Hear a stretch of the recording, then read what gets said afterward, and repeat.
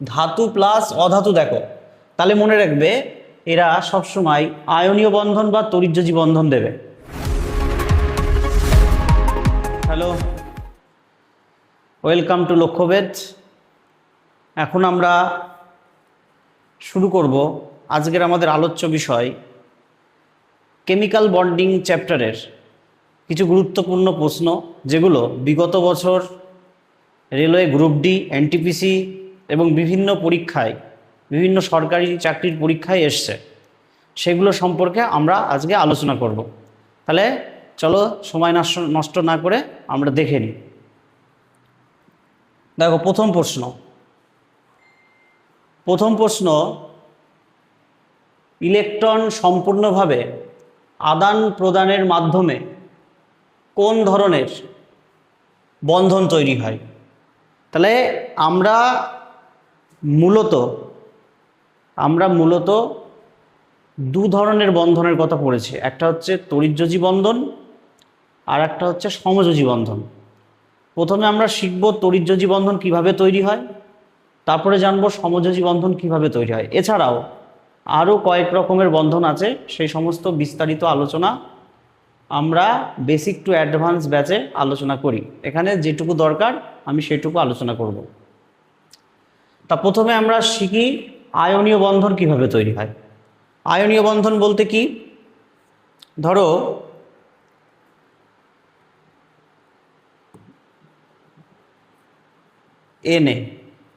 এর ইলেকট্রন বিন্যাস করলে কত হবে? 2, 8, 11।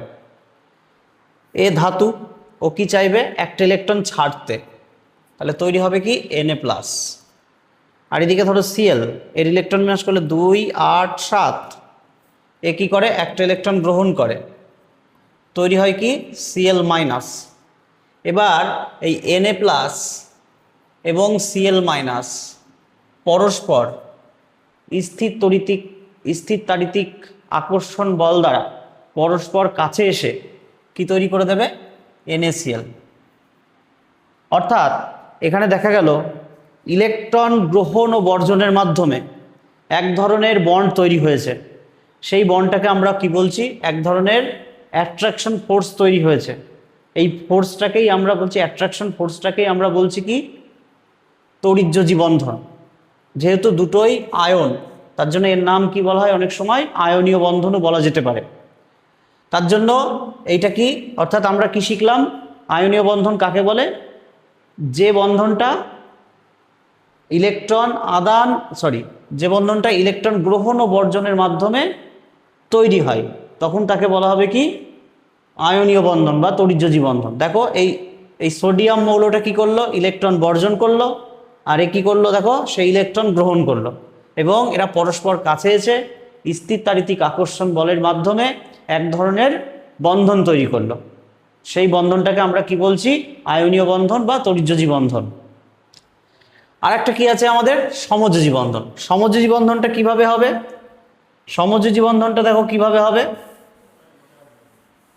দেখো, ধরো তুমি এখানে হাইড্রোজেন দিলে, হাইড্রোজেন না, একটু বড় যৌগ আমরা নিই।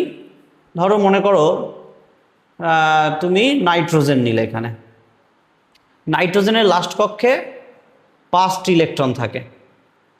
এই যে দুটো নাইট্রোজেন আমরা আঁকলাম, হ্যাঁ, দুটো নাইট্রোজেন আমরা এঁকেছি। এবার কি হচ্ছে? এ কি করবে? দেখো, এর অষ্টক পূর্তি করার জন্য এর 3টে নেবে, আবার এ কি করবে? এর 3টে নেবে। ফলে দেখো এদের মধ্যে একটা ইলেকট্রনের আদান প্রদান হয় বা মিউচুয়াল শেয়ার হয়। তার জন্য এরা যে বন্ধন তৈরি করবে সেই বন্ধনটা কি? সমযোজী বন্ধন। সেই বন্ধনটা কি? সমযোজী বন্ধন। তাহলে আমাদেরকে কি বলেছে? সম্পূর্ণভাবে আদান প্রদানের মাধ্যমে কোন বন্ধনটা তৈরি হবে, তাহলে আমরা কি বলবো? সমযোজী বন্ধন।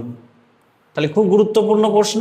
আমরা আরো ডিটেলসে আমরা অফলাইন এবং অনলাইন ব্যাচে আমরা পড়াই। যদি তোমরা পড়তে চাও এখানে যোগাযোগ করতে পারো। তারপরে প্রশ্ন আসি, নিচের কোন যৌগে সমযোজী বন্ধন দেখা যায়? দেখো, এইটা চেনার জন্য আমরা একটা খুব সুন্দর শর্টকাট নিয়ম আমি বলবো। দেখো, প্রথমে তড়িৎযোজী কিভাবে চেনা যায় সেটা বলছি। তাহলে তুমি অলরেডি সমযোজীটাও চিনতে পারবা, কোনো ব্যাপার না। যদি ধাতু প্লাস অধাতু দেখো, তুমি ধাতু প্লাস অধাতু দেখো, তাহলে মনে রাখবে এরা সবসময় আয়নীয় বন্ধন বা তড়িৎযোজী বন্ধন দেবে। তাহলে আমরা আগে বার করি, এই শর্টকাট নিয়মটা দিয়ে বার করি। দেখো Na ধাতু Cl অধাতু, তাহলে এটা তড়িৎযোজী বন্ধন। এটা কি বা আয়নীয় যৌগ, এটা হচ্ছে আয়নিক, এটা আয়নিক একদম কনফার্ম। আমরা এই নিয়ম দিয়ে করছি। ম্যাগনেসিয়াম ধাতু Cl দেখো অধাতু, তাহলে এইটাও কি হবে? আয়নিক হবে। এইটা দেখো, এইটা দেখো, এটা ধাতু এটা অধাতু, তাহলে এইটা আয়নিক। দেখো এখানে দুটোই অধাতু, তাহলে এটা কি হবে? কোভ্যালেন্ট, মানে সমযোজী। আমাদের বলেছে কোনটি সমযোজী বন্ধন রয়েছে, তাহলে কোভ্যালেন্ট যৌগে অবশ্যই কোভ্যালেন্ট বন্ড থাকবে। তাহলে এর মধ্যে কি আছে? এই যে কোভ্যালেন্ট বন্ড রয়েছে, এইভাবে কোভ্যালেন্ট বন্ড রয়েছে আমাদের, এইভাবে কোভ্যালেন্ট বন্ড রয়েছে। এই যে দুটো লোন পেয়ার এইভাবে রয়েছে। এইটা এই কোণটা প্রায় 100.4 ডিগ্রি হয়। তাহলে তাহলে ধাতু আর অধাতু মিলে কি তৈরি হচ্ছে? আয়নিক বন্ড বা আয়নিক কম্পাউন্ড। তাহলে দুটোই যদি অধাতু হয়, দুটোই যদি আমাদের অধাতু হয়, তাহলে আমাদের কি হয়ে যাবে? কোভ্যালেন্ট বা সমযোজী বন্ধন হয়ে যাবে, সমযোজী বন্ধন বা সমযোজী যৌগ হবে। তাহলে এবার পরের প্রশ্ন আমরা আগাই। তাহলে আমাদের এই শর্টকাট ট্রিক্সটা দিয়ে আমরা মোটামুটি এই ধরনের প্রশ্ন আমরা তৈরি করতে পারবো। তারপরে প্রশ্ন আসি, কোন নিষ্ক্রিয় গ্যাসে বাইরের কক্ষে 8টি ইলেকট্রন থাকে না? তাহলে আমরা সবগুলো আগে দেখি, চলো। প্রথমে দিয়েছে নিয়ন, নিয়ন আছে 10 নম্বরে, 1 থেকে 20 পর্যন্ত সবাই মুখস্থ করতে হবে একদম। Hydrogen, helium, lithium, beryllium, boron, carbon, nitrogen, oxygen, fluorine, neon. Neon তার মানে 10 নম্বরে রয়েছে। তাহলে এই 10-এর যদি তুমি ইলেকট্রন বিন্যাস করো 2,8, তারপরে তুমি আর্গন, এটা 18 নম্বরে আছে, 18তে আছে, এটার যদি তুমি ইলেকট্রন বিন্যাস করো 2,8,8। তারপরে দেখো হিলিয়াম, হিলিয়াম 2 নম্বরে আছে, তাহলে এর ইলেকট্রন বিন্যাস কি হবে? 2 হবে কে কক্ষে। তারপরে দেখো ক্রিপ্টন, আর দরকার নেই, আমি অ্যান্সার পেয়ে গেছি। ক্রিপ্টন আছে কি কত? 36 নম্বরে। তাহলে এইভাবে আমরা ইলেকট্রন বিন্যাস করেও দেখতে পারি। অর্থাৎ আমরা দেখব প্রতিটা নিষ্ক্রিয় গ্যাসের 8টা করে ইলেকট্রন থাকে, একমাত্র হিলিয়াম আছে যেখানে 2টো ইলেকট্রন আছে লাস্ট কক্ষে। তারপরে বসুন, নাইট্রোজেন অণুতে কোন ধরনের বন্ধন বর্তমান থাকে? একটু আগে আমি দেখালাম নাইট্রোজেন অণুটা, দেখো নাইট্রোজেন অণুটা আবার। নাইট্রোজেন লাস্ট কক্ষে 5টা ইলেকট্রন রয়েছে, এই যে 5টা ইলেকট্রন দিয়ে দিলাম আমি। অষ্টপূর্তি করার জন্য এখান থেকে 3টে নেবে, আবার এ কি করবে? 3টে নেবে, ফলে বন্ড তৈরি হবে কি? N triple bond N। তাহলে এর মধ্যে কি হয়েছে দেখো তো? ইলেকট্রন আদান প্রদান, মিউচুয়াল শেয়ার হয়েছে। তার জন্য এটা কি বন্ড, কি যৌগ হবে?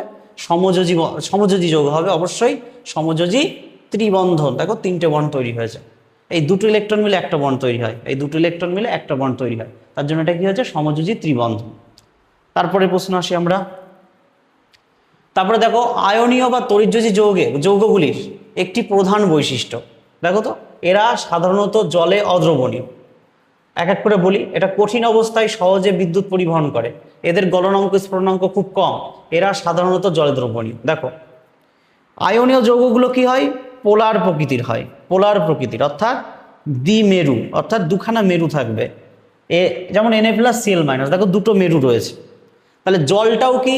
জলটাও হচ্ছে এক ধরনের পোলার দ্রবণ। তাহলে এটাও কি পোলার, মানে ধ্রুবীয়, এটাও কি পোলার মানে ধ্রুবীয়। এখানে এটা নেগেটিভ, এইগুলো হচ্ছে কি পজিটিভ। তাহলে এটা কি পোলারই হলো, আলটিমেটলি দুটোই পোলার যৌগ মানে ধ্রুবীয় যৌগ। আর আমরা কি জানি? ধ্রুবীয় যৌগ ধ্রুবীয় দ্রবণেই দ্রবীভূত হতে পারে, অর্থাৎ যে কোনো পৃথিবীর যে কোনো আয়নীয় যৌগ কোথায় দ্রবীভূত হতে পারে? কোনো আয়নীয় দ্রবণে দ্রবীভূত হতে পারে, কোনো আয়নীয় দ্রাবকে দ্রবীভূত হতে পারে। তাহলে এটা কি একটা, এইটা দেখো সমযোজী যৌগ কিন্তু পোলার যৌগ, অর্থাৎ পোলার যৌগ পোলার দ্রাবকে দ্রবীভূত হতে পারে। তাহলে এটা তড়িৎযোজী, তাহলে পোলার দ্রাবক মানে জলে দ্রবীভূত হতে পারে। তাহলে আমরা এখানে পড়ি এরা সাধারণত জলে অদ্রবণীয়, ভুল কথা। কঠিন অবস্থায় এরা বিদ্যুৎ পরিবহন করতে পারে না, শুধুমাত্র করে গলিত এবং জলীয় দ্রবণে। এদের গলনাঙ্ক স্ফুটনাঙ্ক খুব বেশি, এটা ভুল। তাহলে এরা সাধারণত জলে দ্রবণীয়, মানে এই প্রশ্নটা হবে আমাদের অ্যান্সার। পরের প্রশ্ন আসি আমরা। তারপরে দেখো সমযোজী বন্ধন কিভাবে তৈরি হয়? ইলেকট্রন বর্জনের মাধ্যমে, ইলেকট্রন গ্রহণের মাধ্যমে, ইলেকট্রন জোড় সমভাবে। এই যে আমি একটু আগেই বলছিলাম মিউচুয়াল শেয়ার, মানে দুজন সমভাবে ব্যবহার করে, শেয়ারিং করে। একদম সোজা প্রশ্ন। তারপরে আসি, মিথেন অণুতে কটি সমযোজী বন্ধন আছে? তাহলে চলো, মিথেন অণু মানে কি? মিথেনের এই যে মিথেন অণু, এই CH4, এই যে এর মধ্যে এই কোণটার মান হয় 109 ডিগ্রি 28 মিনিট। পরীক্ষায় প্রশ্ন আসে মিথেন অণুতে যে কোণের মান হয় সেটি কত ডিগ্রি হয়? 109 ডিগ্রি 28 মিনিট হয়। এটা দেখতে কেমন হয়? টেট্রাহেড্রাল, অর্থাৎ চতুস্থলকীয়, টেট্রাহেড্রাল। এই এক্সট্রা প্রশ্নগুলো আমাদেরকে পড়ে যেতে হয়। এটার মধ্যে দেখো 1টা 2টো 3টে 4টে, তাহলে কটি সমযোজী বন্ধন রয়েছে? 4খানা সিঙ্গেল বন্ড রয়েছে, অর্থাৎ 4টি সমযোজী বন্ধন রয়েছে। কমপ্লিট, এটাও ইজি প্রশ্ন ছিল। তারপরে প্রশ্ন আসি আমরা, কোন মৌলের পরমাণু সাধারণত ইলেকট্রন বর্জন করে ক্যাটায়ন তৈরির প্রবণতা দেখায়? দেখো ধাতু, পৃথিবীতে যত ধাতু আছে সব হলো ইলেকট্রোপজিটিভ, ইলেকট্রোপজিটিভ, অর্থাৎ এরা কি করে? ইলেকট্রন ত্যাগের প্রবণতা দেখায়। আর অধাতুগুলো কি হয়? ইলেকট্রোনেগেটিভ, মানে ইলেকট্রন গ্রহণের প্রবণতা দেখায়। তাহলে এখান থেকেই আমরা বুঝে যাচ্ছি। আর নিষ্ক্রিয় গ্যাস কি করবে? না ইলেকট্রন নেবে না ইলেকট্রন দেবে। তাহলে এখান থেকে আমরা বুঝতে পারছি যে সবসময় ইলেকট্রন ত্যাগের প্রবণতা, মানে বর্জনের প্রবণতা কে দেখাবে? ধাতু। অধাতু কি করে? অধাতু হলো গ্রহণ করে, ইলেকট্রন গ্রহণের প্রবণতা দেখায়। এরা কি হয়? Electronegative element. হ্যালোজেন কি হয়? অধাতু তো হয়। হ্যালোজেন বলতে কারা? হ্যালোজেন কোথায় থাকে? গ্রুপ 17 মৌল। কি কি থাকে? Chlorine, fluorine, chlorine, bromine, iodine. এই ফ্লুরিন হলো কি? সব থেকে তড়িৎ-ঋণাত্মক মৌল, সব থেকে তড়িৎ-ঋণাত্মক মৌল বা ইলেকট্রোনেগেটিভ মৌল কোনটা? ফ্লুরিন। এগুলো মাথায় রাখতে হবে। আর এখান থেকে আরেকটা প্রশ্ন আসে, এমন একটি গ্রুপের নাম বলো যেখানে তরল, গ্যাসীয় এবং কঠিন 3টে পদার্থের অবস্থা, ভৌত অবস্থা বর্তমান। সেটা কোন গ্রুপ? এইটা। যেমন এই দুটো হচ্ছে কি? গ্যাস, এটা হলো তরল হয়, ব্রোমিন তরল হয়, আর আয়োডিন কি হয়? কঠিন হয়। খুব গুরুত্বপূর্ণ প্রশ্ন, এটা আমাদের বিভিন্ন পরীক্ষাতে এসছে এরকম প্রশ্ন। তারপরে প্রশ্ন আসি আমরা, নিচের কোনটি একটি তড়িৎযোজী বা আয়নীয় যৌগের উদাহরণ? সেই একই রকম প্রশ্ন। তাহলে তড়িৎযোজী বলেছে, তাহলে আমি কি দেখব? আমি দেখব কোনটা ধাতু প্লাস অধাতু দিয়ে তৈরি হয়েছে। তাহলে তোমরা নিজেরাই বুঝতে পারছো কোনটা। দেখো এইটা অধাতু, এটা অধাতু, এটা অধাতু, তাহলে এটা হবে না, এটা সমযোজী যৌগ। এটা অধাতু, এটা অধাতু, তাহলে সমযোজী যৌগ। এইটাও দেখো N আর H দুটোই অধাতু, তাহলে এটাও সমযোজী যৌগ। দেখো কে ধাতু, মানে পটাশিয়াম ধাতু। দেখো ধাতু চিনবো কি করে? পটাশিয়াম, ক্যালসিয়াম, লাস্টে দেখো ইয়াম কথাটা বলছি, তার মানে সেগুলো হচ্ছে কি? ধাতু। তাহলে পটাশিয়াম আর এইদিকে ক্লোরিন, তাহলে পটাশিয়াম ক্লোরাইড কি? একটা তড়িৎযোজী যৌগ। আর এগুলো বাদবাকি সবগুলো সমযোজী যৌগ। খুব গুরুত্বপূর্ণ প্রশ্ন। তারপরে প্রশ্নে আসি আমরা, লাস্ট প্রশ্ন, কোর অষ্টক মানে অক্টেট কথাটা মাথায় রাখতে হবে। অক্টেট কে আবিষ্কার করে? দেখো দুটো জিনিস আছে, একটা অক্টেভ আর একটা আছে কি? অক্টেট। অক্টেট আবিষ্কার করে হচ্ছে লুইস, আমরা বলি লুইসের অষ্টক সূত্র। আর একটা হলো অক্টেভ, নিউল্যান্ডস, ওই যে 8 নম্বর মৌলের সঙ্গে সদৃশ্য থাকে, এইটাই। তাহলে আমরা এই টোটাল গুরুত্বপূর্ণ 10টি প্রশ্ন আলোচনা করলাম। তোমরা এই ভিডিও যদি তোমাদের ভালো লাগে প্রচুর শেয়ার করো। আর যদি তোমরা অফলাইন ব্যাচে যোগাযোগ মানে ভর্তি হতে চাও, এই নাম্বারে কল করতে পারো। আমাদের নাম্বার দেওয়া আছে স্ক্রিনে, এই যে স্ক্রিনে দেওয়া আছে নাম্বারে কল করতে পারো। আর অনলাইনের জন্য তোমরা ভর্তি হতে পারো। অনেক ধন্যবাদ, টাটা।